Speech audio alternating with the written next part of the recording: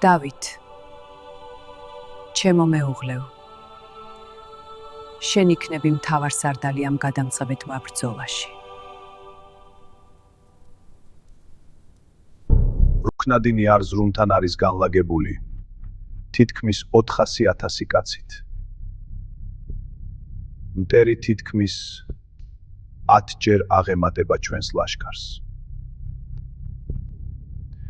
ბრძოლისთვის ჩვენთვის ყველაზე ხელსაყრელი ადგილი ბასიანის ველია, რომელიც მთებით არის შემოსაზღვრული, ვიწრო გასასვლელებით, სადაც ჯარის სიმრავლე და მძიმე ცხენოსნები უპირატესობა აღარ არის.